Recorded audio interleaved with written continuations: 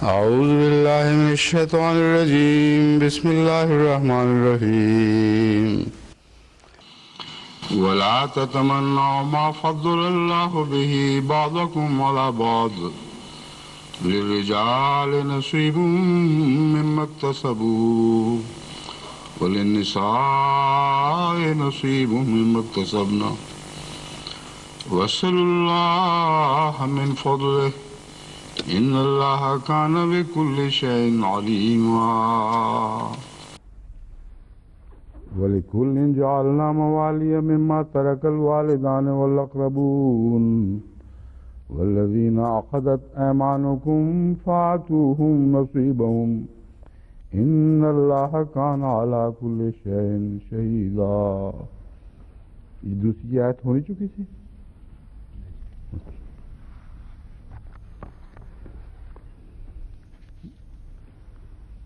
وَلَا تَتَمَنَّوْا مَا فَضَّلَ اللَّهُ بِهِ بَعْضَكُمْ عَلَى بَعْضٍ. یہ پہلا حصہ ہے اس آیت کا، 33ویں آیت کا. اس کے متعلق پہلے ترجمہ بھی گزر چکا ہے اور تفصیلی لغت اور تفسیر کی بحث بھی گزر چکی ہے. اس سلسلے میں ایک اہم بات جو بیان کرنے والی رہتی ہے، حسد کا اسی سے تعلق ہے. ایک تو حسد کے متعلق کچھ مواد مزید ملا ہے. میں نے عرض کیا تھا کہ حسد کا لفظ تو منفی معنی رکھتا ہے، یعنی جس میں دوسرے کی نعمت دوسرے سے نعمت چھینی جائے اور خواہش کرنے والے کو حاصل ہو جائے. اس میں دوسرے کی نعمت کے چھینے جانے کا مضمون حسد میں داخل ہے. اس لیے اس حدیث نبوی کا ترجمہ احتیاط سے کرنا ہوگا جس میں فرمایا کہ حسد صرف 2 صورتوں میں جائز ہے. تو میں نے کہا تھا ہو سکتا ہے عربوں میں ایک عمومی رواج حسد کا بے محل استعمال کا بھی آ چکا ہو. وہ رشک اور حسد کے اس باریک فرق کو ملحوظ رکھے بغیر بھی بعض دفعہ حسد استعمال کر لیتے ہوں. تو اس کی تحقیق جو سامنے آئی ہے اس میں یہ دلچسپ سامنے بات تو نظر آئی ہے کہ آج کل کے زمانے میں عرب بالکل یہی کرتے ہیں. چنانچہ ہمارے مومن صاحب نے یہ گواہی دی ہے، وہ رہے ہیں عرب ممالک میں عربی سیکھنے کے سلسلے میں. وہ کہتے ہیں آج کل تو یہ غبط اور حسد میں فرق نہیں کرتے اور حسد کے لفظ کے تابع ہی غبط کے لفظ کے معنی استعمال کرتے ہیں. جس کو اردو میں رشک کہتے ہیں، عربی میں اسے غبط کہا جاتا ہے. اور یہ کم ملتا ہے لفظ، مگر جو اہل زبان ہیں جب وہ رشک کی بات کریں گے تو غبط کے حوالے سے کریں گے. مگر مومن صاحب کہتے ہیں کہ آج کل کے زمانے میں یہ دونوں باتیں گڑبڑ ہو گئی ہیں. مگر یہ بات اس کی توجیہ ہرگز نہیں بن سکتی کہ رسول اللہ صلی اللہ علیہ وسلم نے کیوں استعمال فرمایا. اول تو حضور صلی اللہ علیہ وسلم افصح العرب ہیں، ہر زمانے کے فصیح و بلیغوں میں خدا کے کلام کے بعد سب سے افصح. اور پھر وہ 1400 سال پہلے کی بات آج کل کے عربوں کا رواج رسول اللہ صلی اللہ علیہ وسلم پر کیسے اثر انداز ہو سکتا تھا. اس لیے جو میں نے توجیہ پیش کی تھی میں ابھی بھی اسی پر قائم ہوں کہ حسد کا لفظ جو روزمرہ کے استعمال میں بعض دفعہ رشک کے معنوں میں بھی استعمال کر لیا جاتا ہے، یہ کوئی نیا رواج نہیں، یہ پرانا رواج ہوگا. اور اس پہلو کو مد نظر رکھتے ہوئے حضرت صلی اللہ علیہ وآلہ وسلم نے اس موقع پر حسد کا لفظ استعمال کر کے ہر قسم کی جو قباحت اس کی طرف منسوخ ہو سکتی تھی اس کو دور فرما دیا کہ زیادہ سے زیادہ تم اس کو حسد کہہ دو گے، مگر اگر حسد بھی کہو تب بھی جائز ہے. یہ معنی ہے میرے نزدیک، اس کے سوا دوسرا کوئی معنی نہیں بنتا. بہرحال جو ہمارے حوالے تائیدی لغت کی چھان بین کے بعد آئے ہیں وہ سارے اس بات پر متفق ہیں کہ حسد کی تعریف میں یہ بات تمام لغت کی کتب نے داخل فرمائی ہے کہ حسد اس خواہش کو کہتے ہیں جو کسی سے کسی نعمت کا ازالہ چاہتی ہو اور اس کو اپنی طرف منتقل کرنے کی تمنا رکھتی ہو.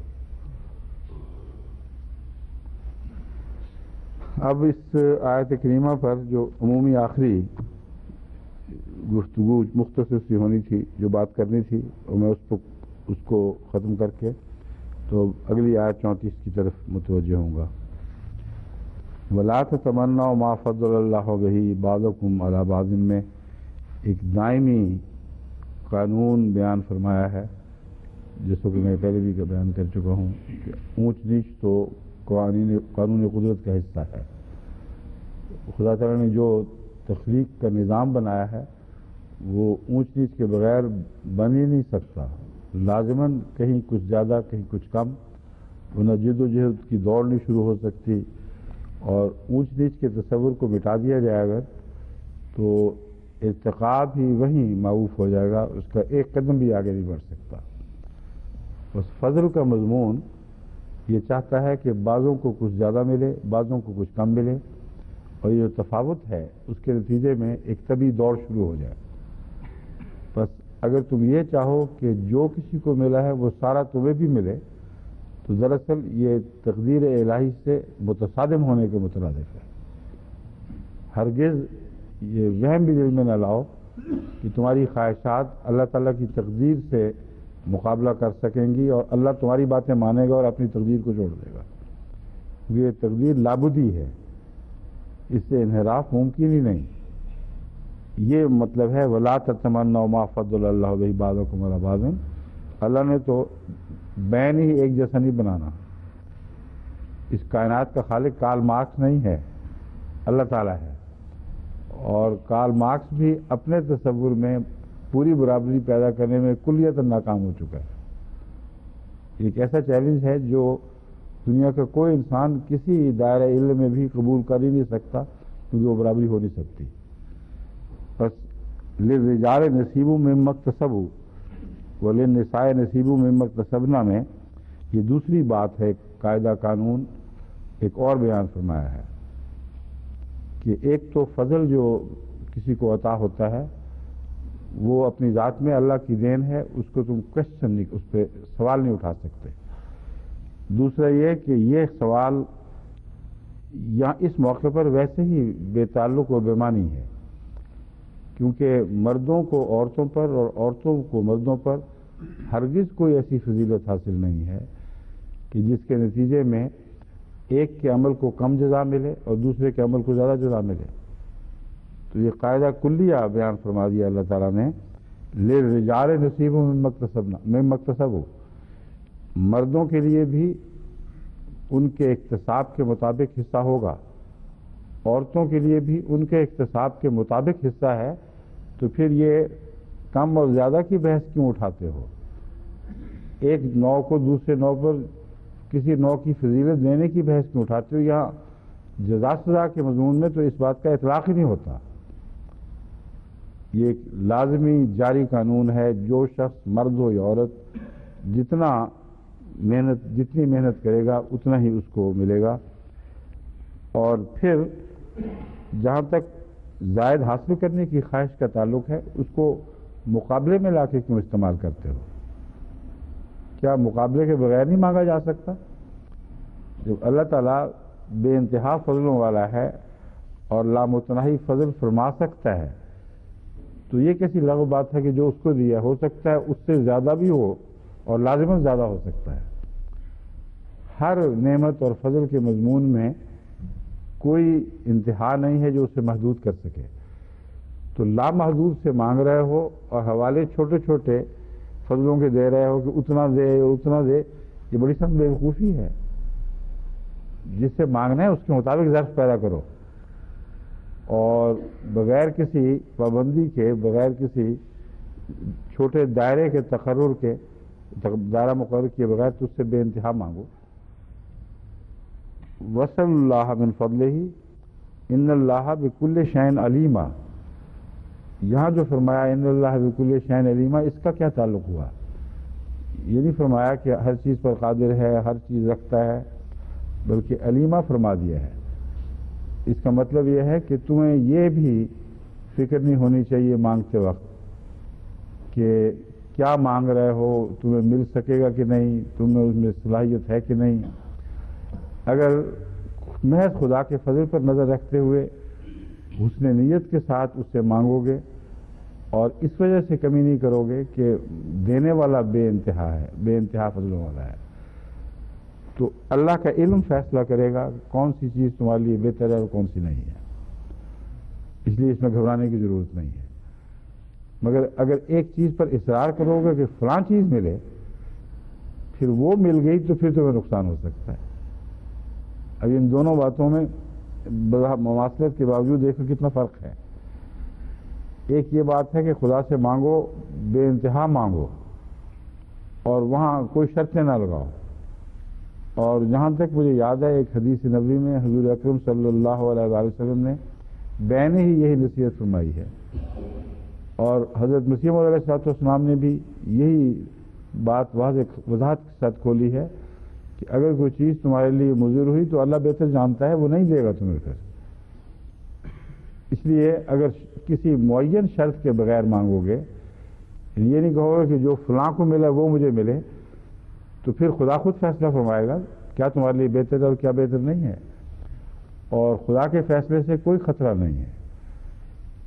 اس پہلو سے جو دعا حضرت امام راضی نے ذکر فرمائی ہے، یہ دعا سب سے اچھی ہے، ربنا آتنا فی الدنیا حسنۃ وفی الآخرۃ حسنۃ وقنا عذاب النار۔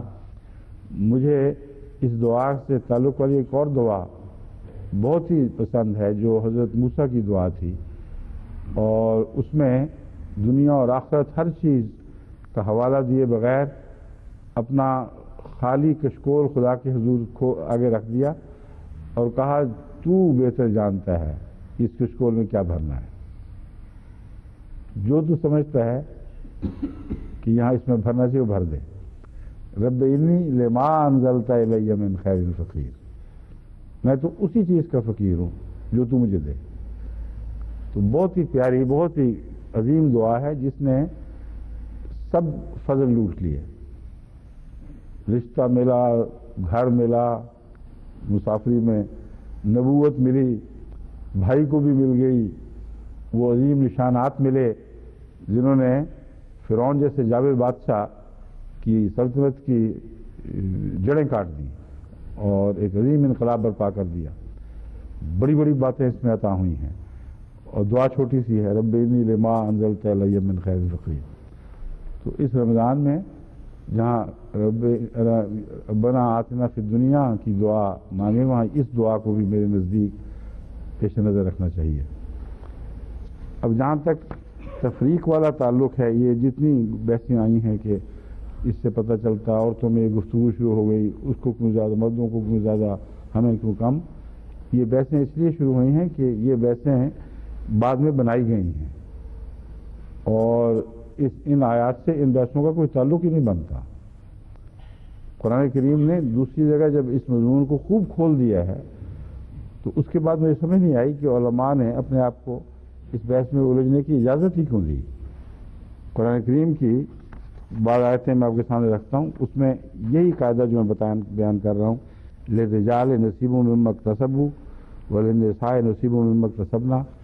اس طرح واضح الفاظ میں کھول دیا گیا ہے، ان المسلمین والمسلمات والمومنین والمومنات والقانتین والقانتات والصادقین والصادقات والصابرین والصابرات والخاشعین والخاشعات والمتصدقین والمتصدقات والصائمین والصائمات والحافظین فروجہم والحافظات والذاکرین اللہ کثیرا والذاکرات اعد اللہ لہم مغفرۃ واجرا عظیما۔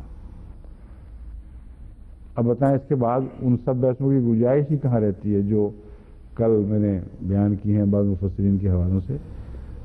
اس لیے وہ ساری روایتیں کمزور مفسرین تک پہنچی ہوئی کہانیاں ہیں جن کی کوئی بھی حقیقت نہیں، کیونکہ قرآن کریم کی محکم آیات سے ٹکرانے والی ہیں وہ، اور قرآن کریم کا اپنا بیان فرمودہ اصول یہ ہے جب متشابہ چیزیں خواہ قرآن کی متشابہ آیتیں ہوں جن میں امکان ہو اس معنی کا بھی اس معنی کا بھی، محکمات کے سامنے رکھی جائیں تو محکمات فیصلے دیں گی. حکم عدل محکمات آیت بنا کرتی ہیں. یہ ایک محکم آیت ہے جس میں کسی قسم کے کسی جھول کی گنجائش ہی باقی نہیں رہی, گنجائش رکھی ہی نہیں گئی.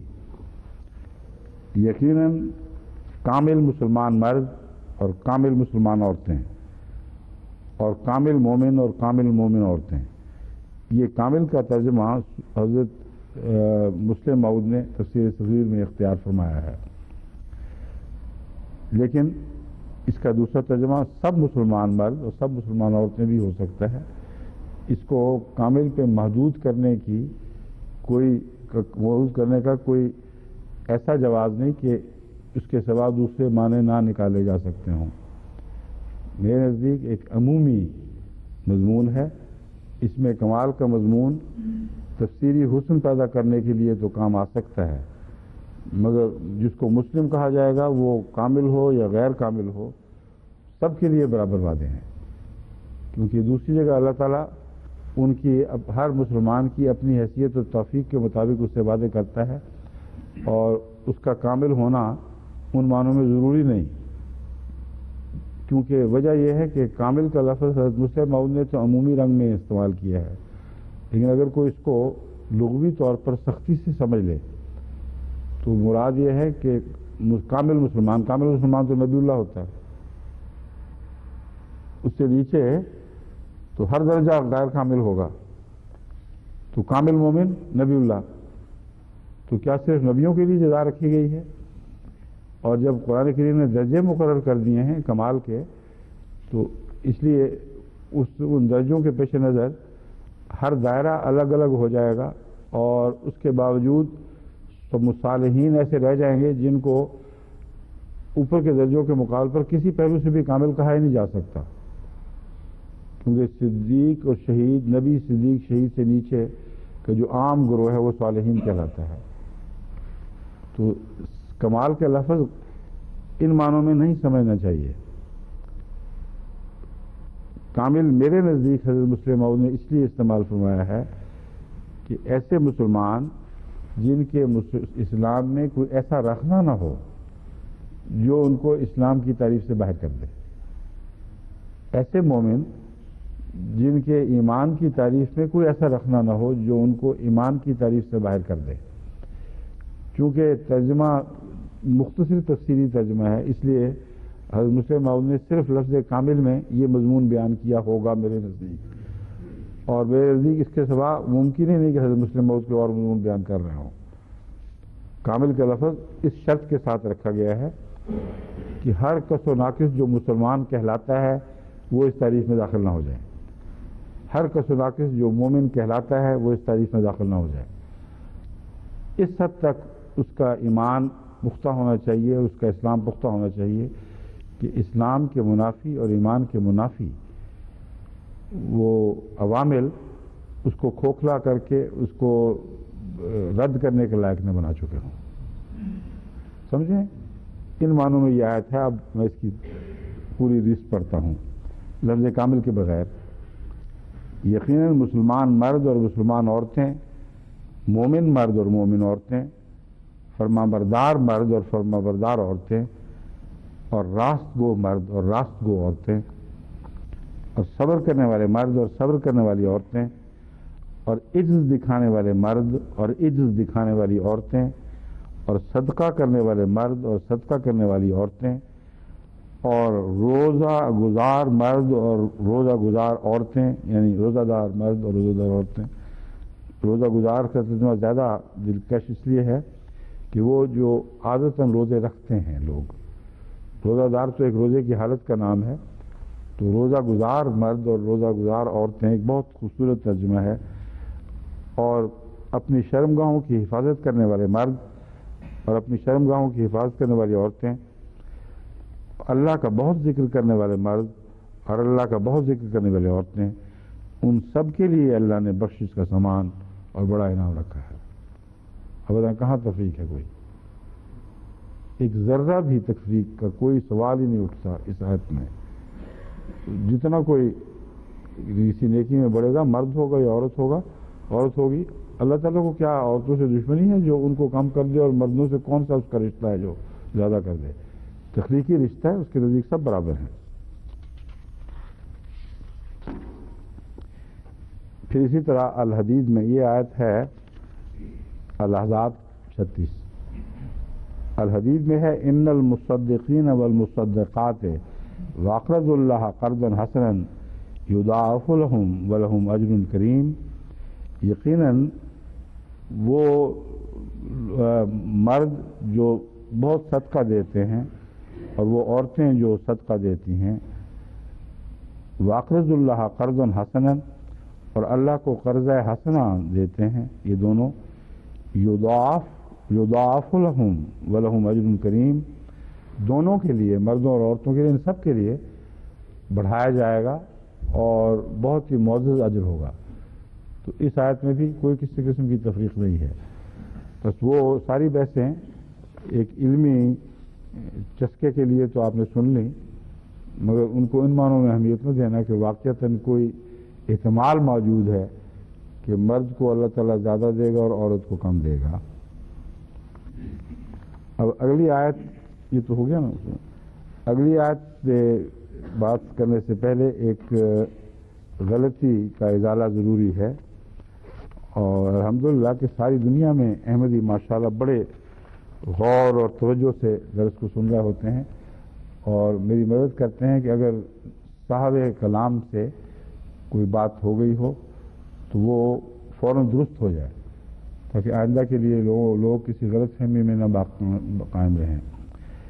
اور یہ اللہ کا بڑا احسان ہے، یہ اجتماعی حفاظت جو خلافت کو حاصل ہے، یہ بھی بہت ہی عظیم اللہ تعالیٰ کا احسان ہے۔ یہ نعیم صاحب نے لکھے، محمد نعیم نے، دمشق سے۔ عجیب بات ہے کہ یہاں اور باقی سب دنیا میں اور ربوہ میں بھی بڑے علماء غور سے سنتے ہیں، لیکن اس غلطی کو کسی نے نوٹ نہیں کیا سوائے نعیم صاحب کے۔ کر رہا الیکم الکفر والفسوق والعصیان، یہ آیت کریمہ ہے، اور وہ کہتے ہیں محمد نعیم ضرور ٹھیک ہی کہتے ہوں گے کیونکہ ترجمہ بھی وہی ہوا پھر، کہ آپ نے اس کو کریہا پڑھ لیا تھا۔ تو کریہا اور کر رہا میں بہت فرق ہے۔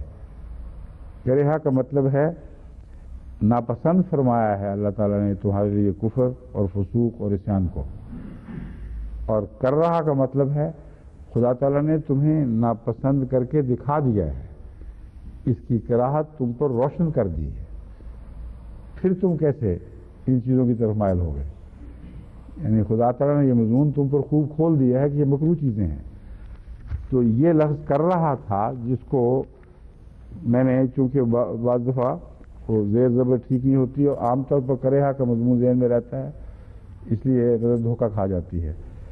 تو میں نے کریہا پڑھا، اس کو جہاں جہاں بھی یہ کیسٹ ہوگی اس کو درست کرنا ضروری ہے، اور جو مستقل ہماری ماسٹر کریکٹ کیسٹ ہے اس میں درست کر کے نیچے نوٹ آنا چاہیے آخر پر کہ پہلی کیسٹ میں یہ تھا، اسے درست کروا کر اب یہ شکل بنائی گئی ہے۔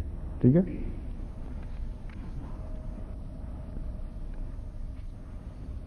اب یہ آیت ہے جو سورہ نساء کی آیت 34، اور تو کوئی بات تھی جو کہنے والی ہوگی۔ وَلِكُلٍّ جَعَلْنَا مَوَالِيَ مِمَّا تَرَكَ الْوَالِدَانِ وَالْأَقْرَبُونَ، اور ہر ایک شخص کے لیے ہم نے اس کے ترکے کے متعلق وارث مقرر کر دیے ہیں۔ وہ وارث ماں باپ اور قریبی رشتہ دار ہیں، اور وہ بھی ہیں جن کے ساتھ تم نے پکے عہد و پیمان کیے ہیں۔ آگے تشریحی بریکٹ ہے حضرت مسلم موت کی، جن کے ساتھ تم نے پکے عہد و پیمان کیے ہیں، یعنی بیویاں یا خامند، تو ان کو بھی ان کا مقررہ حصہ دو، اور اللہ ہر ایک امر پر یقیناً نگران ہے۔ یہ آیت بھی گزشتہ آیت کی طرح بہت سے اختلافات پر منتج ہو گئی، جبکہ قرآن کریم کی آیات اختلافات دور کرنے کے لیے ہوتی ہیں، اختلاف پیدا کرنے کے لیے نہیں ہوتی ہیں۔ لیکن جہاں بھی اختلافات پیدا ہوتے ہیں وہاں اس کے پس منظر میں کچھ رواجات ہیں، کچھ بعض دوسرے علماء کی سوچیں ہیں، جو بعض دوسرے علماء پر اثر انداز ہو گئیں، اور رفتہ رفتہ نسل بعد نسل وہ اختلافات بننے شروع ہو جاتے ہیں۔ اس لیے اگر آپ اس کو، جب میں سارے اختلاف بیان کروں گا، اس کے بعد جب اس کو سادہ عام لفظوں میں اس کو سنیں گے تو حیران ہوں گے کہ اختلاف کی وجہ کیوں پیدا ہوئی، نہیں ہونی چاہیے تھی۔ بس اختلافات کی جڑ قرآنی آیات میں نہیں، قرآنی آیات بالکل واضح اور کھلی کھلی ہیں۔ اگر کہیں کوئی اشتباہ نظر بھی آئے کسی کو تو اس کی بعض حکمتیں ہیں، مگر اشتباہ کو دور کرنے کے لیے محکم آیات نگران کھڑی ہوتی ہیں ساتھ، اور ناممکن ہے کہ اس اشتباہ کو قائم رہنے دیں۔ اس لیے لا ریب فیہ کا مضمون پوری طرح کامل صداقت کے ساتھ قرآن کریم پر اطلاق پاتا ہے۔ اور دوسری جگہ قرآن کریم فرماتا ہے کہ اگر کوئی محکم آیات سے استنباط نہیں کر سکتا تو اللہ نے ایسے صاحب علم بھی پیدا فرما دیے ہیں جو خدا تعالیٰ سے اس استنباط کی صلاحیت پاتے ہیں، اور ان کے لیے ان کو ودیت ہوتی ہے۔ یہ تو عام آدمی اگر یہ استنباط نہیں کر سکتا تو وہ علم جو خدا تعالیٰ کے نزدیک عرفان عطا کیے گئے ہیں ان سے پوچھیں، بجائے اس کے کہ آپس کی بحث میں الجھیں۔ تو یہ وہ اختلاف کا پس منظر تھا جو بتانا ضروری تھا۔ یہ نہ سمجھ لیں کہ نعوذ باللہ من ذالک قرآنی آیات کا بیان ایسا الجھا ہوا سا ہے کہ جو یہ چاہے یہ مرضی کا مطلب کر لو، چاہے وہ مطلب نکال لو۔ نکالا جاتا ہے اگر مطلب تو طبیعتوں کا جھول ہے جو مطلب نکالتا ہے۔ قرآن کریم کو بالکل صاف معصومانہ انداز میں اگر آپ پڑھیں اور یہ علماء کی بحثیں ذہن میں نہ ہوں تو کہیں سوال تو اٹھیں گے کہ کیا مطلب ہے، مگر غلط معنی نہیں انسان کے دل میں پیدا ہو سکتا ہے۔ یہ عمومی بات ہے، بعضوں کے دل میں اگر پیدا ہوتے ہیں تو ہوتے بھی ہیں، وہ اس لیے کہ ان کے نفس ٹیڑھا ہوتا ہے۔ اس لیے جب بھی غلط معنی انسان کے دل میں تباً پیدا ہوگا تو اس کو اپنے نفس کی فکر کرنی چاہیے۔ اس لیے دعا کر کے قرآن کریم کے مطالعہ میں یہ بات ہمیشہ پیش نظر رکھنی چاہیے، اور یہ حقیقت تسلیم کرنی چاہیے کہ اللہ کی طرف سے حقیقی صحیح معنی عطا کیے بغیر ہم اپنی طاقت اور اپنے زور بازو سے قرآن کریم کے مطالب کو نہیں پا سکتے۔ وَلِكُلٍّ جَعَلْنَا مَوَالِيَ مِمَّا تَرَكَ الْوَالِدَانِ وَالْأَقْرَبُونَ کے بعد جو یہ فرمایا گیا ہے کہ وَالَّذِينَ أَخَذَتْ أَيْمَانُكُمْ، اور وہ لوگ جن سے تمہارے پختہ عہد و پیمان ہوئے ہیں ان کو بھی ورثے میں کچھ دینا ہوگا۔ اس اخذت ایمانکم والے حصے نے وہ ساری بحثیں چھیڑ دی ہیں کہ یہ کون لوگ مراد ہیں، کیونکہ عرب علماء اور اکثر مفسرین عرب علماء ہی تھے، وہ اپنے جہالت کے زمانے کی روایات کو جانتے تھے، اور کچھ ملتی جلتی رسوم وہاں ایسی رائج تھیں کہ لفظ عقدت نے اس طرف ان کی توجہ پھیر دی، اور جب ایک دفعہ یہ غلطی کی اور یہ غلطی اسباب نزول کے شوق میں، ان کو دریافت کرنے کے شوق میں بڑے بڑے اعلیٰ پائے کے مفسرین سے بھی مسلسل ہو جاتی ہے، ہوتی رہی ہے۔ ہر آیت پر وہ ایک شوق پیدا ہو گیا ہے کہ اسباب نزول معلوم کریں، اور اس رجحان کو قوی تقویت دینے میں جہاں تک میرا علم ہے علامہ الواحدی نے سب سے زیادہ نمایاں کردار ادا کیا ہے۔ یہ 5ویں صدی کے 5ویں صدی ہجری کے ایک عالم دین ہیں، اور انہوں نے سب سے پہلے جہاں تک میرا علم ہے اسباب نزول پر ایک بڑی مبسوط کتاب لکھی، اور یہ جو میں کہہ رہا ہوں جہاں تک میرا علم ہے یہ اس لیے کہہ رہا ہوں کہ جو مرکز سے علماء نے مجھے معلومات ان باتوں میں بھجوائی ہیں، کیونکہ ایک حدیث کے تعلق میں میرے دل میں یہ سوال اٹھا تھا کہ حدیث کے الفاظ اور طرز بتاتی ہے کہ ہرگز حضور اکرم صلی اللہ علیہ وسلم کا کلام نہیں ہے، اس لیے کبھی ہو نہیں سکتا کہ یہ مستند حدیث ہو۔ تو اس میں آپ چھان بین کریں کہ پہلے کب نکلی ہے، کہاں سے اس نے سر اٹھایا ہے. اس وقت اس بحث کے دوران یہ بات مجھے پہلی دفعہ معلوم ہوئی کہ یہ علامہ واحدی صاحب ہیں جنہوں نے اسباب نزول کا چکر اتنے زور سے چلایا ہے کہ اس میں سارے بات کے علماء پھنس گئے. جتنی تفسیریں بعد میں لکھی گئی ہیں ان پر یہ اثر انداز ہو گئے ہیں. اور 5ویں صدی سوچیں ذرا، 450 سال کے بعد اگر اسباب نزول تلاش کیے جائیں گے تو کتنی مستند باتیں ہاتھ آئیں گی. لیکن چونکہ ان کے بعد کے آنے والے علماء نے پھر یہ سلسلے شروع کر دیا اور بڑی بڑی حدیث کی تفسیر کی کتابیں بعد میں لکھی گئی ہیں، تو آج کا قاری جب دیکھتا ہے کہ 1 2 3 4 5 چوٹی کے علماء یہی بات لکھ رہے ہیں تو وہ یہ سوچ بھی نہیں سکتا کہ یہ بات رسول اللہ صلی اللہ علیہ وسلم کے زمانے سے مروی یہاں نہیں پہنچی ہوئی. یہ بات 5ویں صدی میں اٹھی ہے اور ان علماء نے ایک دوسرے کے دیکھا دیکھی یہ شروع کر دیا ہے. لیکن جب ایک کی بجائے آپ کہتے ہیں فلاں عالم نے اور فلاں عالم نے اور فلاں عالم نے اور فلاں عالم نے سب نے یہی بات لکھی ہے، تو ایک سادہ قاری آج کل کا وہ کہتے بڑا متاثر ہو جاتا ہے کہ میں کون ہوتا ہوں اعتراض کرنے والا.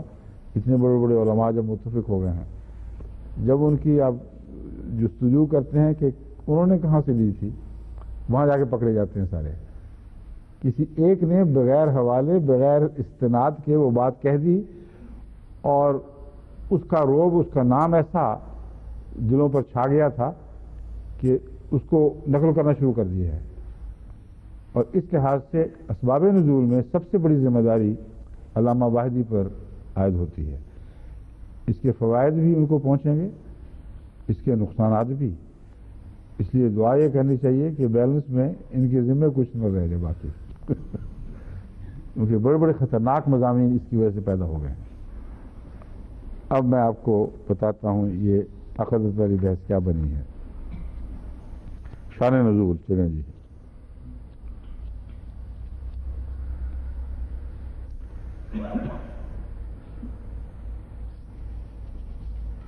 یہ جو حدیث ہے شان نزول کی، یہ سنن ابی داؤد سے لی گئی ہے. یہ ضمن میں بتا دوں آپ کو کہ شان نزول کی پہلی کتاب تو 5ویں صدی میں ہوئی ہے، مگر بعض احادیث ان کی چھان بین کے نتیجے میں ایسی ملیں جو حدیثیں اب احادیث کی اہم کتابوں میں ضرور تھیں، اور اس نے ان کے ذہن میں یہ خیال پیدا کر دیا کہ اسباب نزول جب یہ کہتے ہیں تو اور جگہ بھی ہوں گے اور ہم تلاش کرتے ہیں. تو حدیث اپنی ذات میں درست بھی ہو تو اس پہ اگلا سوال یہ اٹھے گا کہ اس حدیث میں شان نزول حضور اکرم صلی اللہ علیہ وسلم نے خود بیان فرمائی ہے یا حدیث کے راوی نے خیال کیا ہے کہ یہ وجہ ہوئی ہے. جب وہاں پہنچتے ہیں تو اکثر شان نزول کی احادیث بھی حدیث کے معیار سے گر جائیں گی، جیسا کہ میں نے کل بیان کیا تھا، وہ آثار میں داخل ہو جائیں گی، حدیث رہتی ہی نہیں. وہ باہر یہ جو حدیث ہے میں آپ کے سامنے پڑھ کے سناتا ہوں. حضرت ابو بکر صدیق رضی اللہ تعالیٰ عنہ اور آپ کے فرزند کا واقعہ بیان کیا جاتا ہے. اور اسباب النزول للسیوطی میں یہ پہلی بار ہمیں دکھائی دیا ہے. داؤد بن حسین، حسین ہے لفظ، ہے سواد یہ نون، حسین ہے یا حسین ہی ہے، خیال ہے ہمارا، ہو سکتا ہے، میں تو حسین ہی پڑھتا ہوں. داؤد بن حسین بیان کرتے ہیں، میں اس لیے حسین کہہ رہا، حسن حسین حضرت مشرف صلی اللہ علیہ وسلم نے لفظ استعمال فرمایا نا، تو کہیں وہی حسین تو نہیں تھا یہ سواد والا، کہ میں سعد بنت ربی کو قرآن پڑھ کر سنایا کرتا تھا. آپ یتیم تھیں اور حضرت ابو بکر کے گھر رہا کرتی تھیں.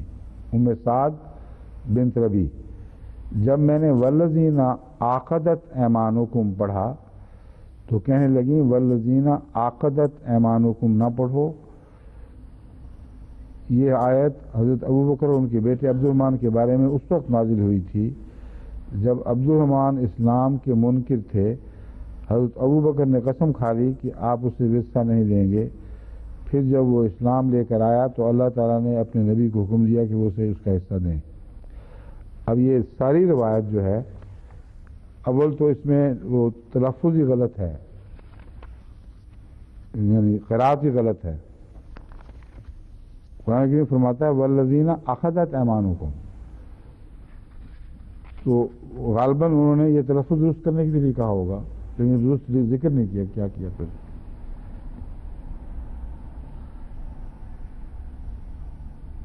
یہ بھی مجھے سمجھ نہیں آئی یہ کیوں ابہام ہے اس بات میں۔ اگر انہوں نے کہا تھا کہ نہ پڑھو عقدت، تو یہ کیوں نہیں کہا کہ کیا پڑھو؟ یہ حصہ یہاں سے مفقود ہے، لیکن اس کی اب حیثیت یہ نکلی کہ ایک خاتون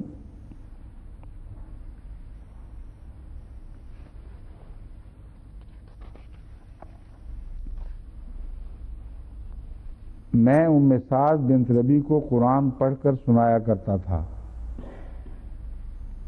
اور وہ یتیم تھیں، حضرت ابوبکر کی راہ کرتی تھیں، تو یتیم ہونے کے نتیجے میں قرآن پڑھ کر سنانے کا کیا مطلب ہے؟ ایک یتیم خاتون کو گھر میں جا کر قرآن پڑھ کے سنایا کرتا تھا، وجہ وہ یتیم تھیں، اور اگر یہ زیادہ اعلیٰ قرآن کریم جانتے تھے تو تصحیح تو وہ کر رہی ہیں، ان کی زیادہ نظر ہے قرآن کریم پر، تو یہ کیوں نہیں کہا گیا کہ میں اپنی تصحیح کی خاطر ان کی خدمت میں حاضر ہوا کرتا تھا تاکہ وہ میری قرآن کی تصحیح کریں، اور پڑھ کر سنایا کرتا تھا، اس سے بھی کچھ پتہ نہیں چل رہا کہ یہ حافظ قرآن تھے، چند صورتیں یاد تھیں یا کوئی تحریریں سامنے تھیں جس کو دیکھ کر یہ پڑھا کرتے تھے۔ اس پر اس خاتون نے، جو عموماً مجہول ہیں اور حدیث کے مضمون میں کوئی زیادہ معروف مقام ان کو حاصل نہیں ہے، اس خاتون نے ان کو یہ بات بتائی کہ یہ آیت حضرت ابوبکر اور ان کے بیٹے کے جھگڑے کے متعلق نازل ہوئی۔ اب اسے حدیث کہہ کر کتنی مضبوط سند ہو اس کی، احادیث کے زمرے میں داخل کر کے اس سے استناد کرنا ایک اہم معاملے میں، یہ کہاں تک جائز ہو سکتا ہے؟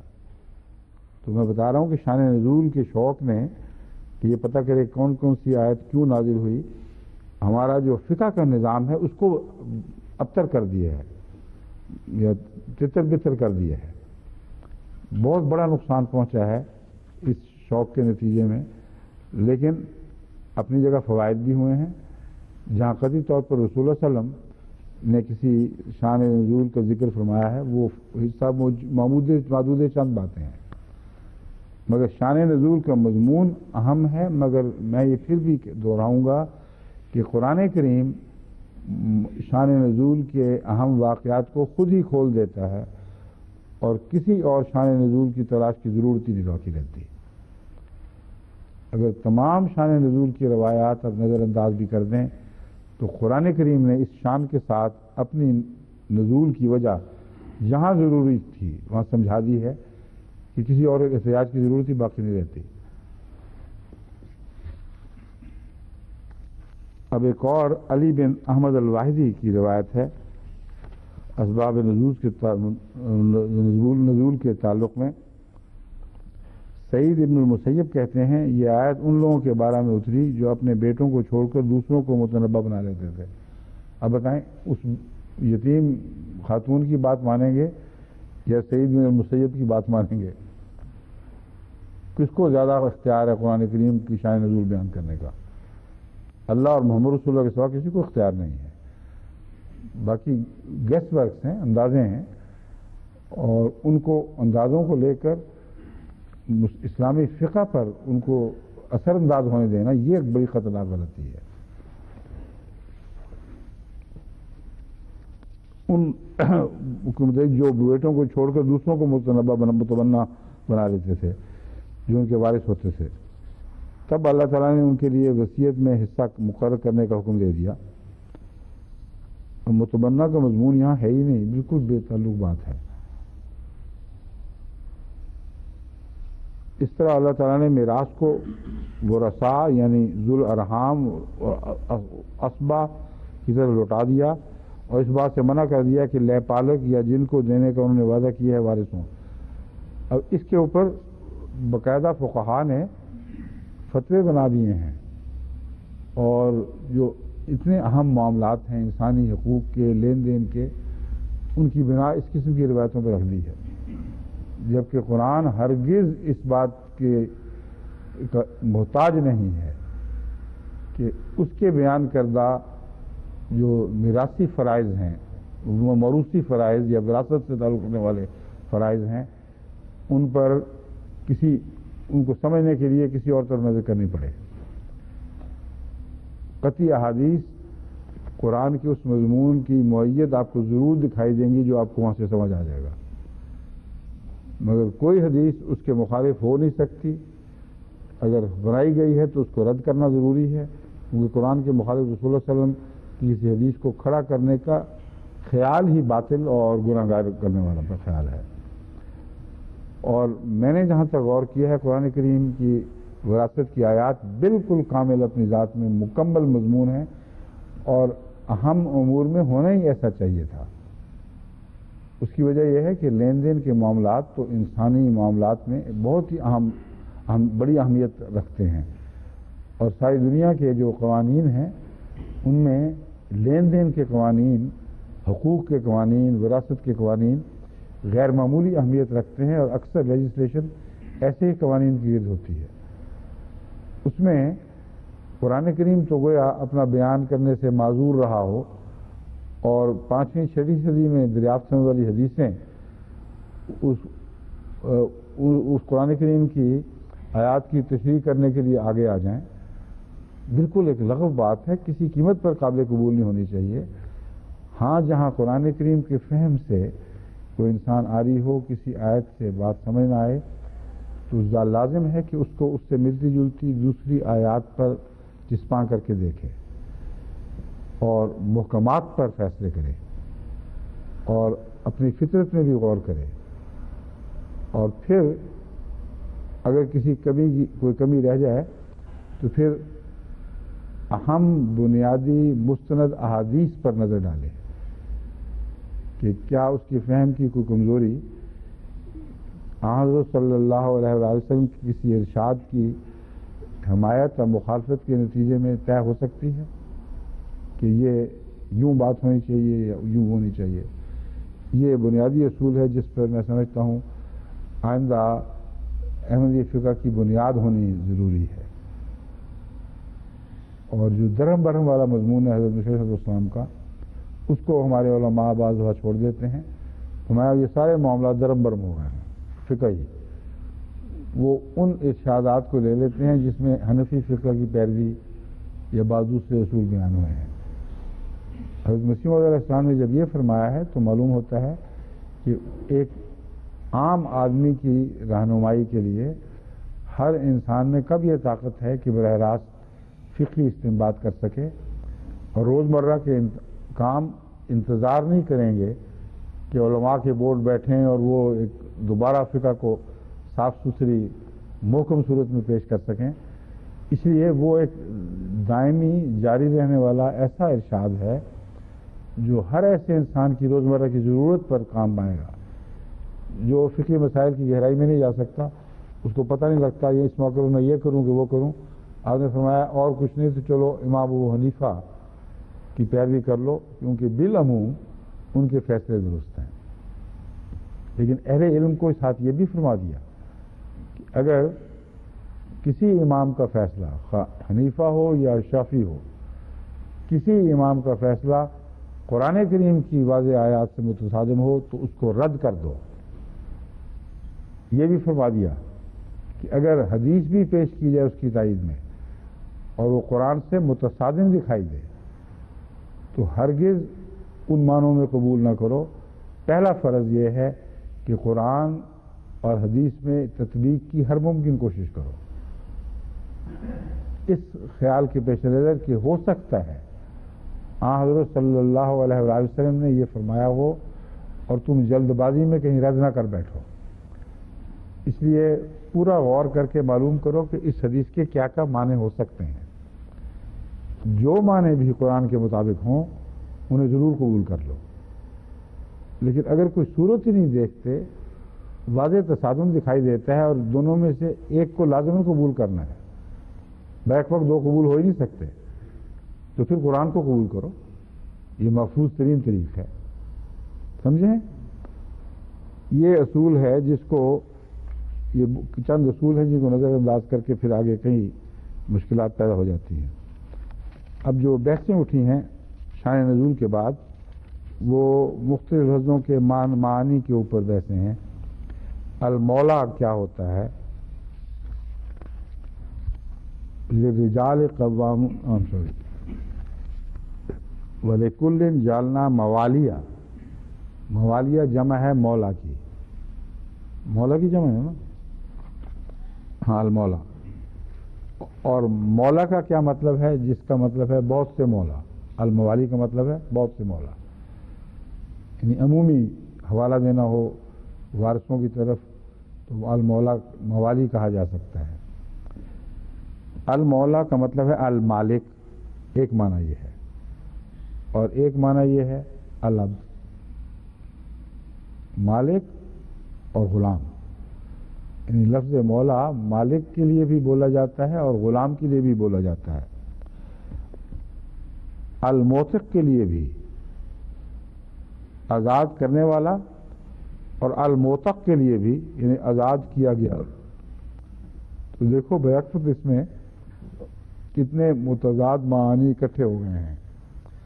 مگر قرآن کریم جب اس کو استعمال کرتا ہے تو اس کا سیاق و سباق بتا دیتا ہے کہ اس میں اس پہلو سے کوئی شبے کی گنجائش نہیں رہتی کہ مولا سے کیا مراد ہے. سمجھیں؟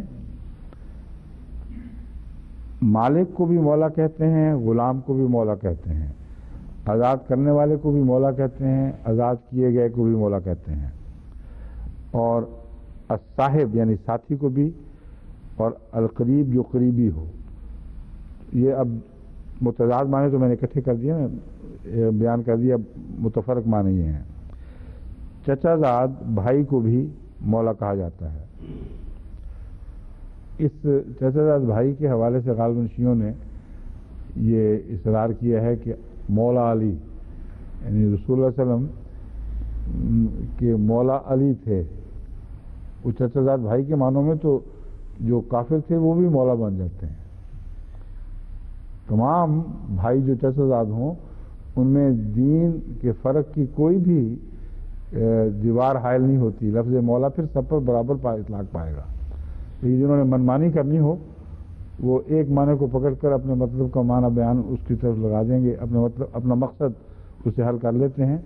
یہ نہیں سوچتے کہ اگر اس کو عام چسپاں کرو گے تو بہت سے مولے بن جائیں گے، ایک مولا نہیں رہے گا.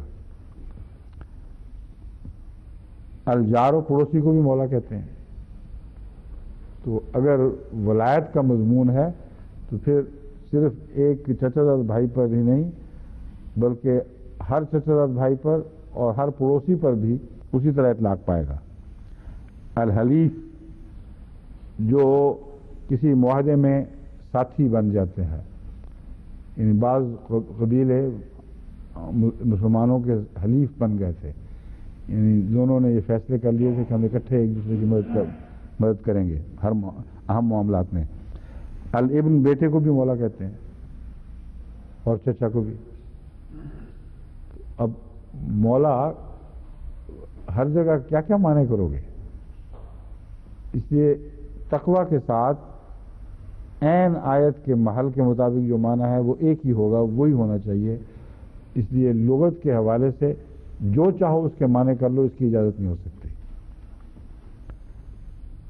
النزیل مہمان کو بھی مولا کہتے ہیں.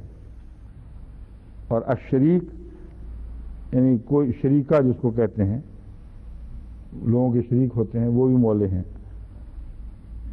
الرب پرورش کرنے والا بھی مولا ہے، انعام کرنے والا بھی مولا ہے. المنم بھی مولا، جس پہ انعام کیا جائے وہ بھی مولا ہے. المحب جس سے محبت کرنے والا بھی مولا ہے. اور تابع فرما یعنی جو عاشق کی طرح اپنے محبوب کا تابع فرمان ہو جائے اس کو بھی مولا کہتے ہیں. السحر दामाद भी मौला है और बहनोई भी मौला है, ससुराली रिश्तेदार भी मौला है। तो अब किन मानों में इसको आप इस्तेमाल करेंगे? मैं शियों को खुशबू से मुखातब करके कहता हूँ कि बताएं वो कहाँ कहाँ ये लुग़त के माने इस्तेमाल करेंगे।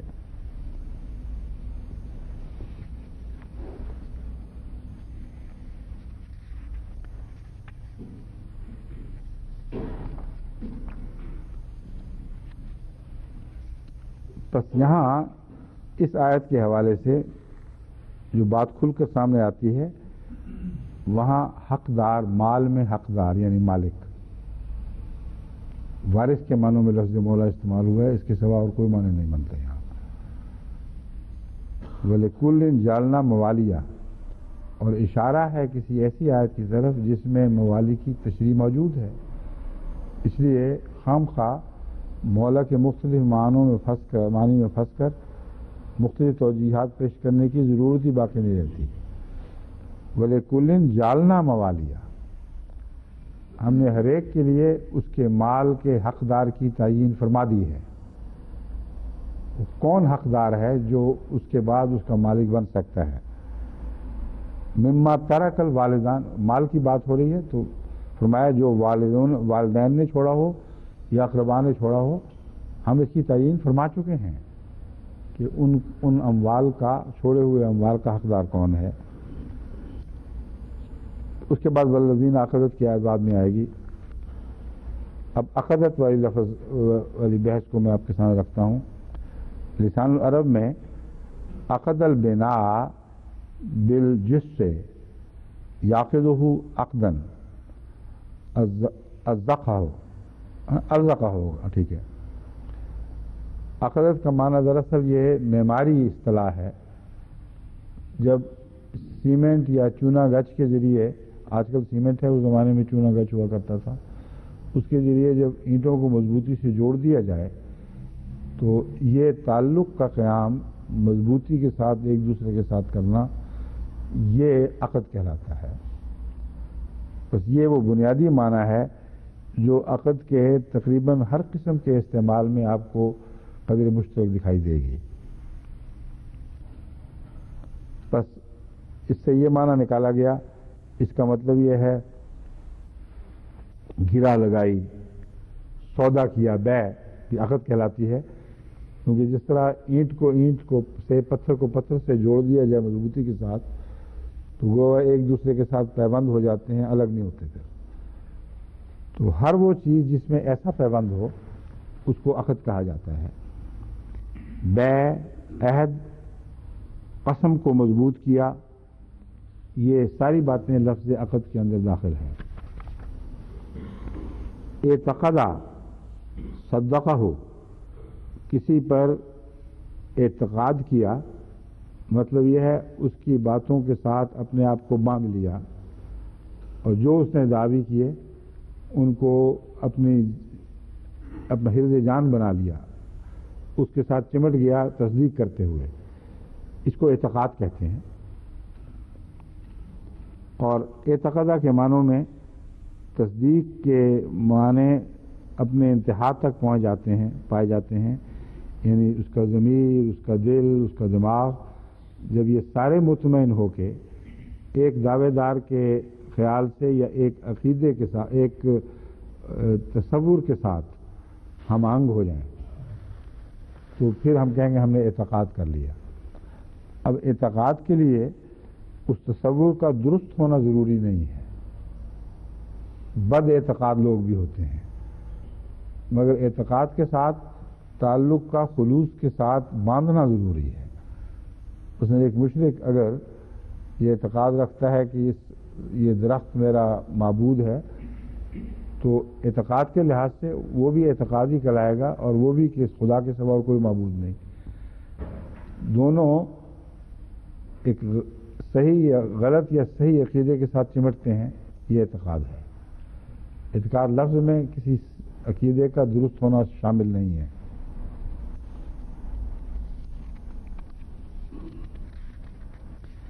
लेकिन एतक़ाद तभी कहलाएगा जब सच्चे दिल से कोई किसी चीज़ को माबूद माने اب وہ حقیقی ہو یا غیر حقیقی ہو، اس میں اعتقاد کی ذات میں اندرونی طور پر سچائی شامل ہے۔ اور نکاح کے لیے بھی یہی لفظ استعمال ہوتا ہے۔ عقدہ کا ایک معنی ہے کسی چیز کو سمیٹنا اور اکٹھا کرنا، مثلا بکھری ہوئی چیزیں ہیں، دانے باز عورتیں دونوں ہاتھوں سے سمیٹ کر ان کی ڈھیری بنا دیتی ہیں، اس کو بھی عقد کہتے ہیں، عقد کہتے ہیں، عقدہ، اس نے یہ چیزیں اکٹھی کر لیں۔ رسی کو گرا دینا، عمارت کو مضبوط بنانا، بے کو پختہ کرنا، یہ باقی لوگ بھی مفردات نے بھی یہ ساری باتیں دہرائی ہیں۔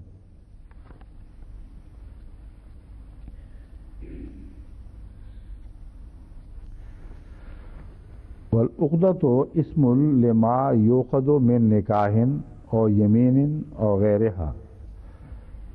عقدہ وہ اسم ہے، عقدۃ یہاں لفظ ہے والذین عقد، یہاں عقدہ لفظ تو نہیں یہاں استعمال ہوا، عقدت کا لفظ استعمال ہوا ہے، مگر یہ کہتے ہیں عقدہ کیا چیز ہے؟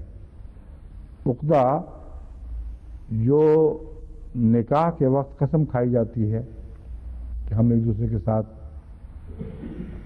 پیوستہ ہوتے ہیں، اس کو عقدہ کہتے ہیں۔ عقدۃ النکاح لفظ قرآن کریم نے استعمال فرمایا ہے۔ اور کسی امر کو پختہ کرنے کو، خواہ وہ کیسا ہی امر ہو، اگر اسے پکا اور مضبوط کر لیا جائے تو اس کو بھی عقدہ کہتے ہیں۔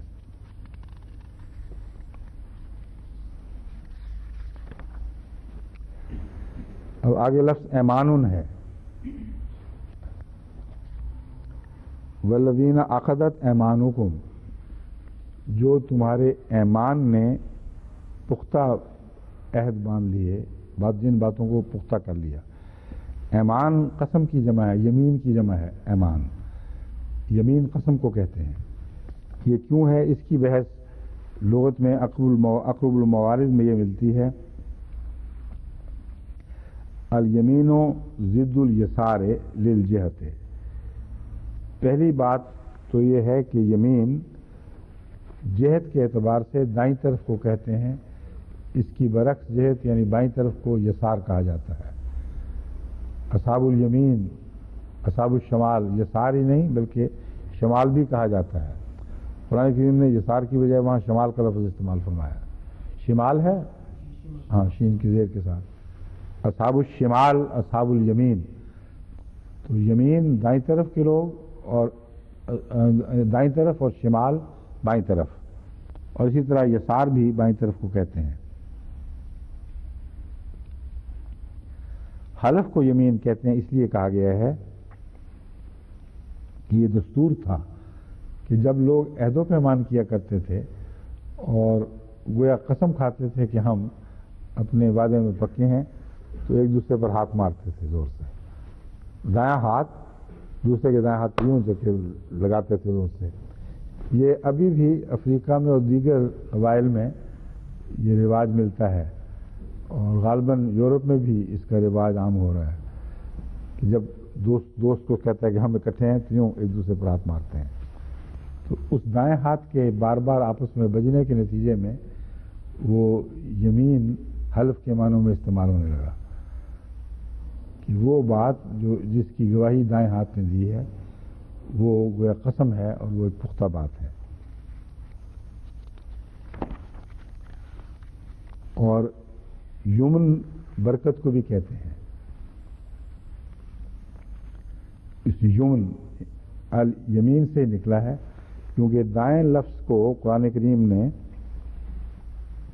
نیک لوگوں کے لیے استعمال فرمایا ہے بدوں کے مقابل پر۔ دائیں طرف سے اعمال نامہ ملے تو خوشخبری ہے، بائیں طرف سے ملے تو یہ ایک نحوست کی خبر ہے اس کے لیے۔ اس وجہ سے الیمن کے اندر برکت کا مضمون بھی داخل ہو گیا ہے۔ یہ قرآن کے نتیجے میں ہوا ہے یا پہلے تھا یہ میں نہیں کہہ سکتا، مگر لسان العرب بہرحال یہ لکھتی ہے کہ الیمن البرکت والیمین القوت والقدرت، اور دائیں ہاتھ چونکہ اکثر بائیں ہاتھ سے مضبوط ہوتا ہے، اس لیے یمین میں طاقت اور قدرت کے معنی بھی پائے جاتے ہیں. لَأَخَذْنَا مِنْهُ بِالْيَمِينِ، قرآن کریم جو فرماتا ہے لَوْ تَقَوَّلَ عَلَيْنَا بَعْضَ الْأَقَاوِيلِ لَأَخَذْنَا مِنْهُ بِالْيَمِينِ، کہ اگر ہم پر کوئی ایک بات بھی کہیں جھوٹی کہی ہوتی تو ہم اسے یمین سے پکڑ لیتے. تو بالیمین میں دونوں باتیں آ گئی ہیں، پکڑنے والا بھی یمین سے پکڑے اور جس کو پکڑا گیا اس کا بھی یمین پکڑا جائے. تو خدا اپنی قدرت کے ہاتھ سے اس کی قدرت کے ہاتھ پر پنجہ مارتا ہے اور مضبوطی سے اس کو قبضے میں کر لیتا ہے. وہ اس کو کوئی بھی اپنا ذاتی اختیار باقی نہیں چھوڑتا کہ وہ خدا کی پکڑ سے بچ سکے.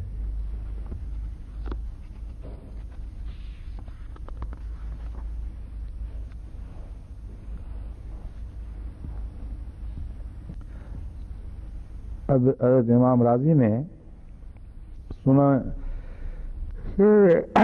ابی داؤد کے حوالے سے وارث نہ ہونے کی صورت میں آقا کی میراث آزاد کردہ غلام کو بھی مل سکتی ہے کا مضمون باندھا ہے، کیونکہ یہاں وَلِكُلٍّ جَعَلْنَا موالیہ میں ان ورثاء کی طرف اشارہ ہے جن کا ذکر قرآن کریم نے فرما دیا ہے. اور عقدت ایمان سے پھر کیا معنی ہیں؟ بعض لوگ یہ نتیجہ نکالتے ہیں کہ عقدت ایمان سے مراد دیگر وعدوں کے رشتے ہیں جو عمومی معنی لیتے ہیں. وہ کہتے ہیں اس میں ہر وہ بقیہ رشتہ جو خواہ کتنا ہی خفیف کیوں نہ ہو، جو باقی رہ جائے گا اس پر یہ لفظ ایمان صادق آ جائے گا اور اس کے نتیجے میں رشتے میں کچھ نہ کچھ حصہ مل جائے گا. تو کہتے ہیں اگر وارث کوئی نہ ہو، الموالی ہو ہی نہ، تو پھر عقدت ایمانکم کا مطلب یہ ہوگا کہ پھر جس سے بھی کوئی بھی تم نے عہد و پیمان کیا ہو وہ تمہارا وارث بن جائے گا. اور وہ کہتے ہیں کہ اس میں جس غلام کو آزاد کیا ہے اس کے ساتھ بھی ایک رشتہ ہوتا ہے. وہ غلام تھا، پھر اس کو آزاد کیا، اس پر احسان کیا. اتنے خفیف رشتے کی بھی اللہ تعالیٰ نے رعایت رکھی ہے.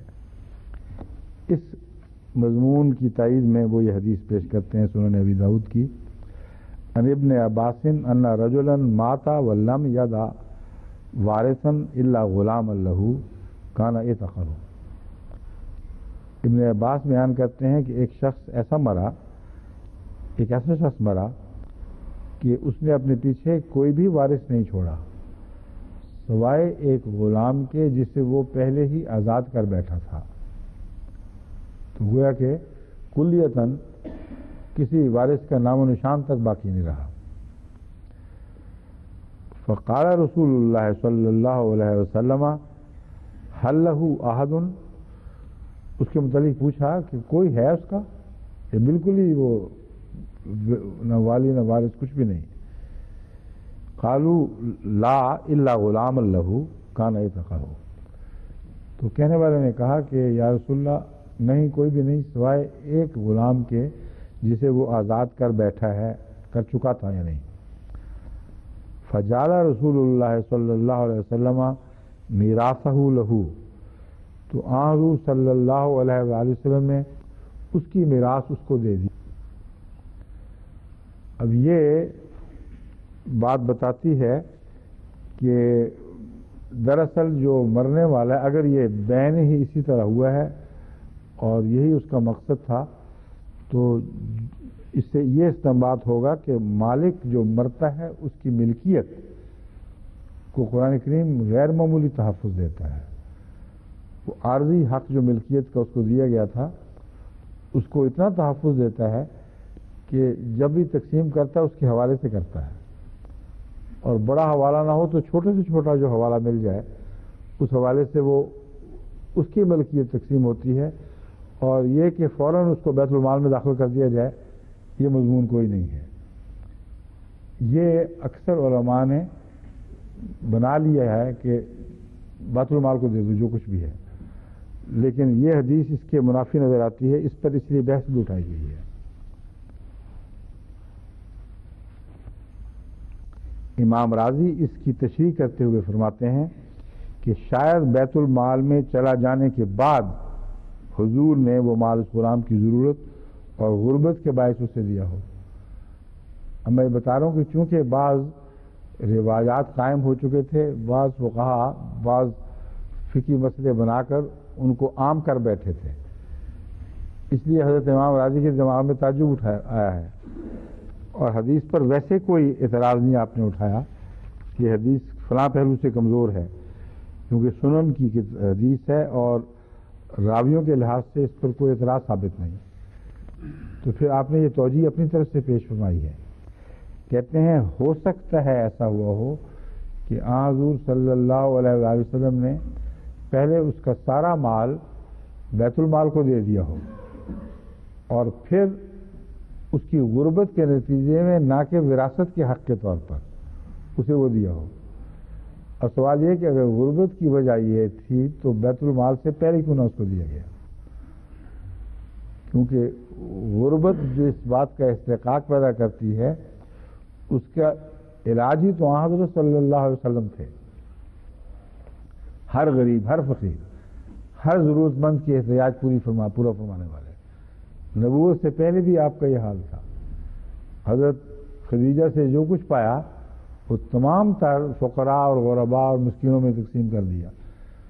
تو آپ یہ انتظار کیوں کر رہے تھے کہ اس غلام کو آزاد کرنے والا مرے تو پھر میں اس کی ضرورت پوری کروں؟ اور ضرورت اتنی شدید کہ وہ تمام تر مال بیت المال سے نکلوا کے اس کو دے دیا، یہ ہرگز قابل قبول نہیں ہے. ایک ہی بات ہے جس کے قبول کرنے میں امام راضی کو تردد اس لیے ہے کہ آپ بھی اس مسلک سے متاثر ہو چکے تھے جو پہلے فقہاء نے اختیار کیا تھا کہ ورثے میں فلاں ملے تو چاہے بیٹی بھی ہو، اگر 1/3 سے زیادہ اس کو نہیں دینا، اگر نہیں ہوگا تو اس کو بیت المال میں بھیج دو مگر اس کو نہیں واپس کرنا. یہ جو عقیدے بن گئے تھے غلط تشریح کے نتیجے میں، ان کو تقویت دینے کے لیے انہوں نے کوئی رستہ ڈھونڈنا تھا.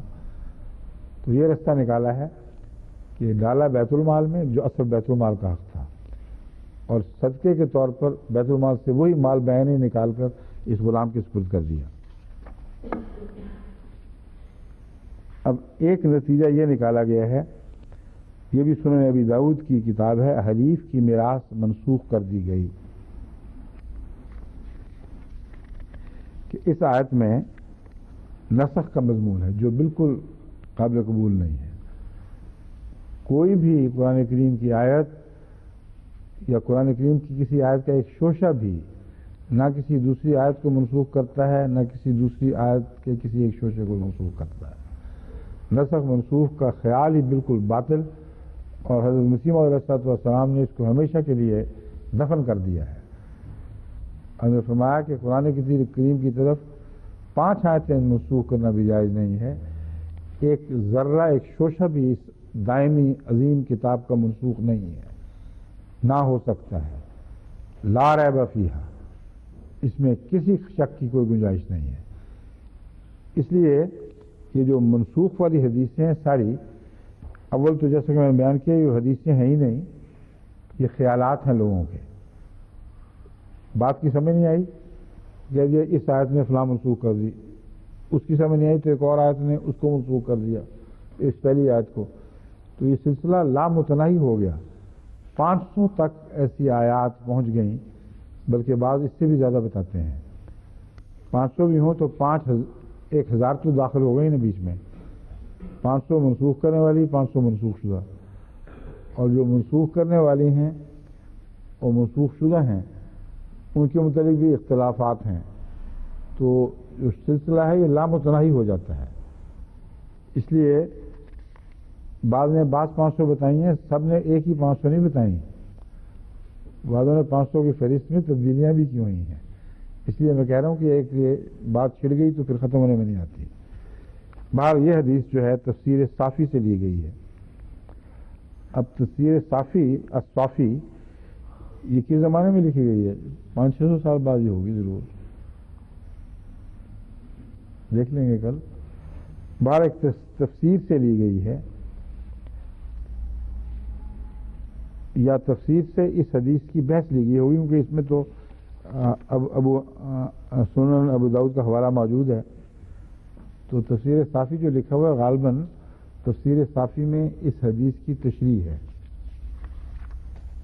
چنانچہ حضرت ابن عباس والذین عقدت ایمانکم فآتوہم نصیبہم، اب وہاں بھی دیکھیں وہی غلطی، عقدت کا لفظ استعمال ہوئے جو قرآن کریم میں ہے ہی نہیں.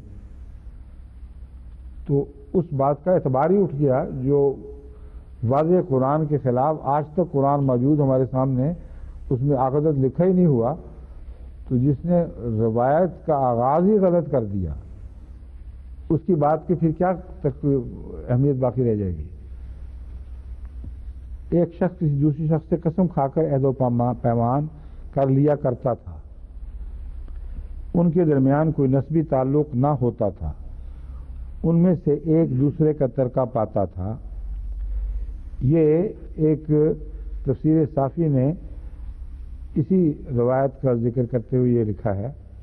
اس امر کو سورہ انفال نے منسوخ کر دیا اور فرمایا اولو الارحام بعضهم اولی ببعض.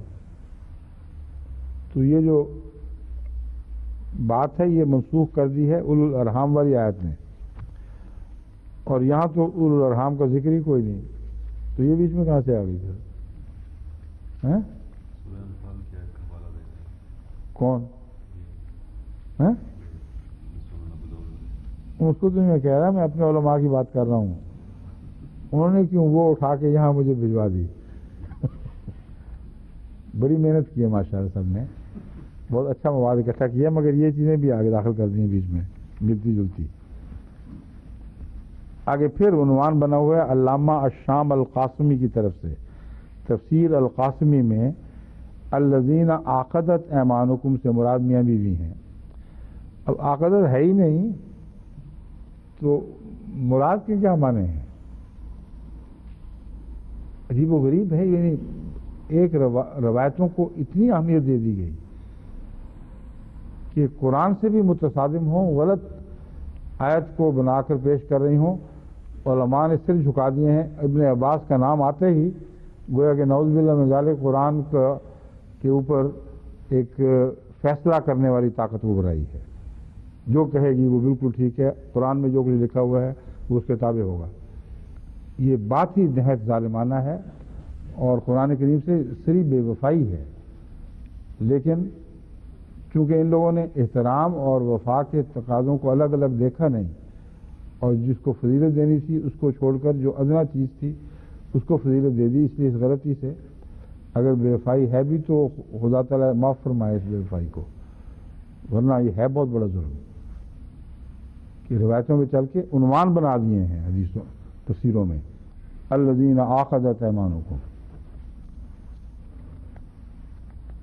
یہ تفسیر القاسمی والے کہتے ہیں اس سے مراد میاں بیوی ہیں.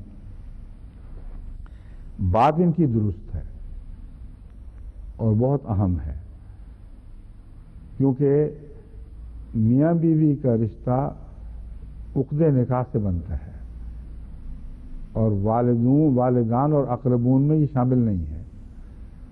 اور جو وراثت کے قوانین ہیں ان میں والدان اور اقربون کے بعد میاں بیوی کا رشتہ الگ بیان ہوا ہے.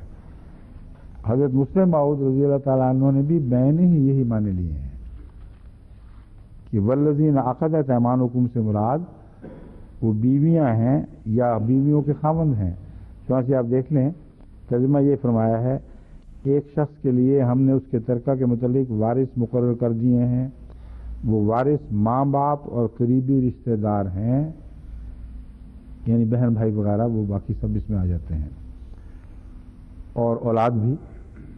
ماں باپ اور اقربا سے مراد اولاد، بہن بھائی وغیرہ وغیرہ، اور وہ بھی جن کے ساتھ انہیں پکے عہد و پیمان باندھے ہیں. اور قرآن کریم نے میاں بیوی کے تعلق کو لفظ عقد کے تابع بیان فرمایا، عقدۃ النکاح. تو بالکل کھلی کھلی بات ہے، وہی مضمون ہے جس کی طرف اشارہ ہے جالنا ہم پہلے بنا بیٹھے ہیں، اور یہ بتانے کے لیے کہ یہ نیا مضمون نہیں، وہی بات ہے جس کی طرف ہم یہ حوالہ دے رہے ہیں، جس کا حوالہ دے رہے ہیں. پہلے سے یہ باتیں طے شدہ ہو کر قرآن کریم میں کھل گئی ہیں. تو تو نہ کوئی ناسخ نہ کوئی منسوخ نہ کسی رواج کو یہاں داخل ہونے کی گنجائش. فرمایا فآتوہم نصیبہم، بس ہم نے جب مضمون کو خوب کھول دیا ہے تو ان کا حصہ ان کو دیا کرو. اب صرف یہ سوال اس میں باقی رہے گا کہ جب خدا تعالیٰ نے قرآن کریم میں وہاں میاں بیوی کے رشتے کو خوب کھول کر بیان فرما دیا تھا، تو یہاں عقدت ایمانکم کا لفظ کہہ کر ایک نئی طرز سے اس میں شبہ کیوں پیدا کر دیا کہ کیا چیز ہے جس کی بحث ہو رہی ہے؟ میرے نزدیک اول تو جیسا کہ حضرت مسلم معاون نے ترجمہ کیا ہے، کسی شبے کی گنجائش ہونی چاہیے ہی نہیں، مگر طرز بیان بدلنے سے ایک نئی لطافت پیدا ہو جاتی ہے اور وہ اس مضمون کا دائرہ پھیل جاتا ہے، اور اس دائرے کو پھیلا کر اس آیت نے پہلی آیات کے حسن کو کمال تک پہنچایا ہے. اور وہ یہ کہ تم بسا اوقات زندگی میں ایک دوسرے سے عہد و پیمان بھی کر لیتے ہو، ضروری نہیں کہ وہ عہد و پیمان شادی کے ہی ہوں. تو یہاں شادی والے حصے کو نہ کھولنا یہ قرآن کی فصاحت و بلاغت ہے، نہ کہ کوئی نقص، اور اجازت دیتا ہے کہ اس کے علاوہ بھی اپنی دوستیوں میں اگر تم کچھ وعدے کر لو تو قرآنی اس تعلیم کی روشنی میں جو وصیت ادا کرو گے اس کے علاوہ یہ پورا کرنے کا بھی تمہیں حق ہے. لیکن یہ مراد نہیں کہ تمہارے یہ وعدے قرآنی تعلیم کے اوپر اس طرح نافذ ہوں گے کہ قرآنی تعلیم کو بدل دیں. وہ بنیادی ہے، وہ اللہ تعالیٰ فرماتا ہے ہم نے کیا ہے وَلِكُلٍّ جَعَلْنَا، اور اس کے علاوہ تمہیں بھی یہ حق دیا رکھا ہے. اور تمام فقہا اس بات پر تو متفق پہلے سے ہی ہیں کہ انسان ورثاء کے علاوہ 1/3، اس میں بعض اختلاف ہیں 1/3 یا زیادہ کی وصیت کر سکتا ہے کہ نہیں، یا کم کر سکتا ہے کہ نہیں. یعنی کم کے تو سب مانتے ہیں، زیادہ کا بعض کا رجحان ہے کہ زیادہ بھی ہونا چاہیے. مگر بالعموم جو سینسس ہے اس معاملے میں عمومی اتفاق ہے، وہ یہ ہے کہ ہر مالک اپنی اولاد کے ان حصوں کے علاوہ جو قرآن کریم میں مقرر فرمائے ہیں 1/3 تک اپنی مرضی سے وصیت کر سکتا ہے. تو اس کی گنجائش یہاں موجود ہے. یعنی میاں بیوی کا ذکر وہاں واضح آ گیا ہے اور یہاں بھی میاں بیوی کا ذکر شامل ہے. علاوہ ازیں وہ 1/3 کہاں سے دو گے اگر ذکر اجازت کی نہ ہو؟ تو عقدت ایمانکم میں یہ مراد ہو سکتی ہے کہ جن سے تم نے عہد و پیمان کیے ہوں دوستی کے، اسی وجہ سے تم دو گے ان کو کچھ، اور ان کے حق میں کچھ لکھ بیٹھے ہو تو اس لیے تم ان کو دے دینا. اب سوال یہ ہے کہ لفظ عقدت کو بار بار علماء عقدت میں کیوں بدلتے ہیں؟ یہ ایک گڑبڑ والی بات ہے، اس کو سمجھانا ضروری ہے. اگر عقدت کہیں تو مطلب یہ ہے کہ راہ احسان ایک شخص نے کسی سے وعدہ کر لیا ہو. عقدت کہیں تو ایک دوسرے سے مد مقابل کے وعدے، مشروط وعدے ہوتے ہیں، اور وہ اس طرف کھینچنا چاہتے ہیں اس کو، کیونکہ عربوں میں یہ رواج تھا کہ وہ ایک دوسرے کے، جس طرح یہاں دوپٹہ بدل بہنیں بنتی ہیں اس طرح پگڑی بدل بھائی بھی بن جاتے ہیں. وہ کہتے ہیں عربوں کا یہ رواج تھا کہ وہ یہ عہد کیا کرتے تھے کہ اگر میں مر گیا تو میرے وارث تم بن جانا، اور اگر تم مر گئے تو تمہارا وارث میں بن جاؤں گا. اس لیے قرآن کریم نے فرمایا کہ والذین عقدت ایمانکم فآتوہم نصیبہم. اگر عقدت ایمانکم کے تابع یہ ترجمہ کرنے کی کوشش کرتے تو قرآن اجازت ہی نہیں دیتا اس لیے پہلے عقدت میں بدلا پھر رکھنا پیدا کیا. تو یہ کنجی ہے اس لفظ عقد کی. بڑے بڑے علماء جو قبول کر بیٹھے ہیں اس لیے کہ ان کی مطلب کی بات اس کے بغیر حل ہو ہی نہیں سکتی. قرآن کریم کے الفاظ اس غلط ترجمے کی اجازت دیتے ہی نہیں جو شاعر کی طرف منسوب کر دیے گئے ہیں. ہرگز اشارتاً یا کنایتاً بھی ان عہدوں کی طرف قرآن ضمیر نہیں پھیر رہا کہ جو عہد عربوں میں جاہلیت کے زمانے میں رائج تھے، اور پھر ان کی توثیق کر دے۔ اس موقع پر جو نساء کا موقع ہے، کافی اسلام آگے بڑھ چکا ہے اپنے احکام اور نواہی کے معاملے میں، اور توثیق کر بیٹھے اور پھر خدا تعالیٰ اس کو منسوخ کر دے بعد میں۔ یہ جو جھگڑا چلا بیٹھے ہیں علماء، چاہے جتنا مرضی ان کا نام اور مرتبہ ہو، قرآن اور خدا کے مرتبے کے مقابل پر ہم کیسے اس کو کوئی اہمیت دے سکتے ہیں؟ کھلم کھلا قرآن کی ایک محکم آیت کا بیان ہے، اس کو پہلے متشابہ میں خود بدلتے ہیں لفظ کو بگاڑ کر، اور پھر یہ سارے فتنے چل پڑتے ہیں اس سے۔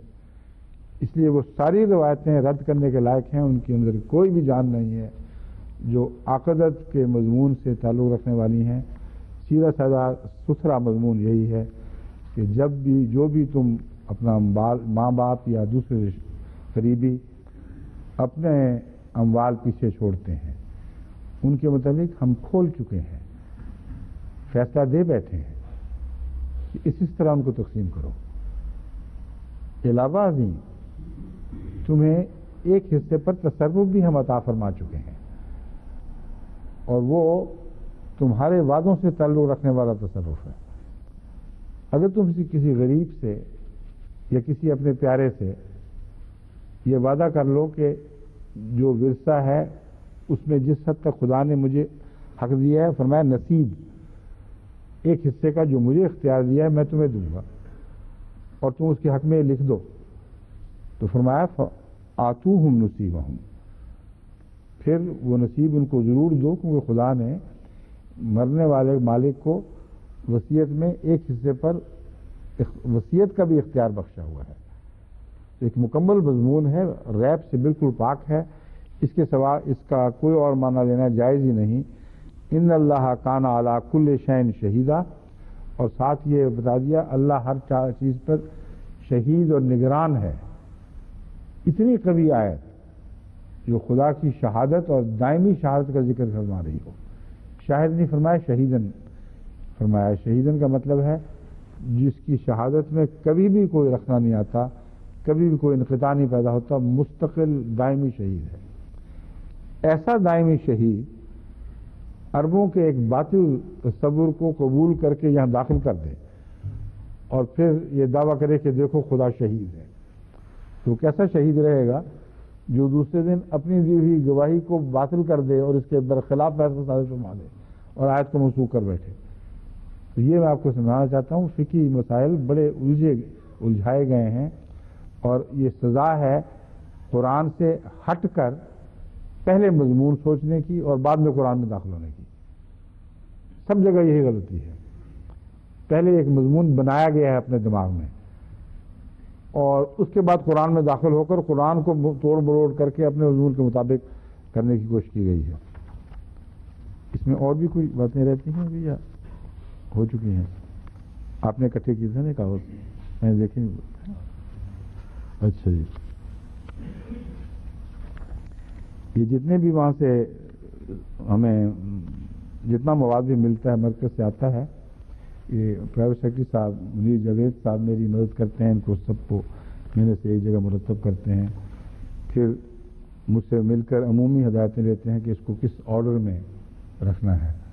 لیکن چونکہ اکثر مجھے یہ وقت نہیں ملتا کہ میں سب کی چھان بین خود کر سکوں، اس لیے مجھے بار بار ان کی طرف متوجہ ہونا پڑتا ہے کہ اگر کوئی چیز رہ گئی ہے تو بتا دو ابھی، ٹھیک ہے نا؟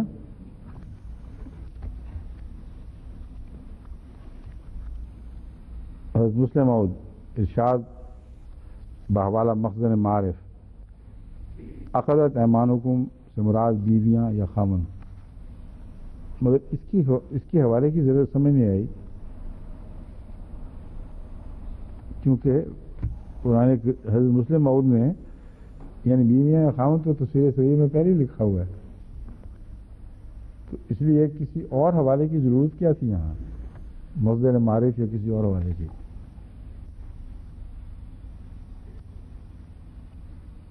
حضرت امام راضی فرماتے ہیں موالیہ سے مراد والدین اور قریبی ہیں۔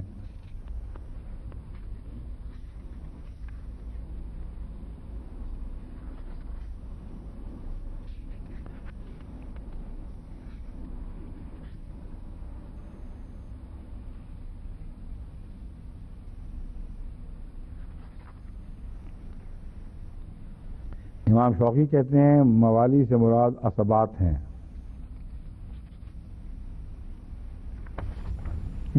شوکانی.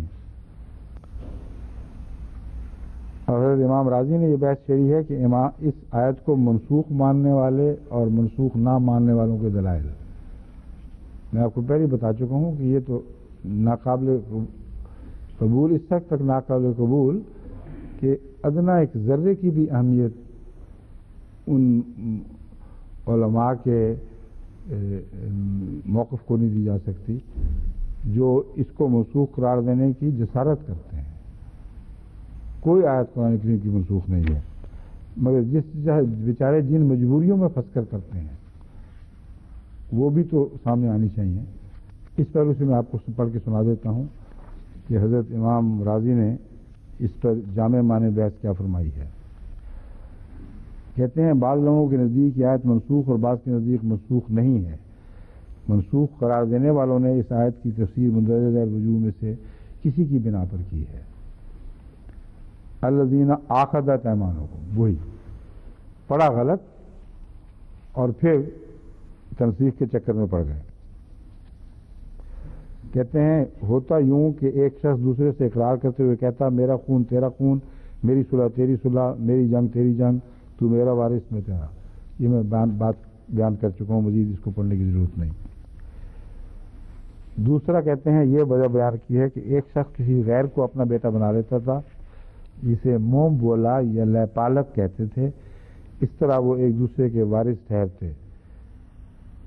یہ بھی ایک دوسرے کا لفظ اس سے عقدت کے لفظ سے، کیونکہ بنانا تھا ایک دوسرے کا، اس لیے انہوں نے عقدت کو بگاڑا ہے، تب جا کے یہ معنی پیدا کیے ہیں. تیسرا کہتے ہیں رسول اللہ صلی اللہ علیہ وسلم نے مواخات پیدا فرمائی مدینے میں.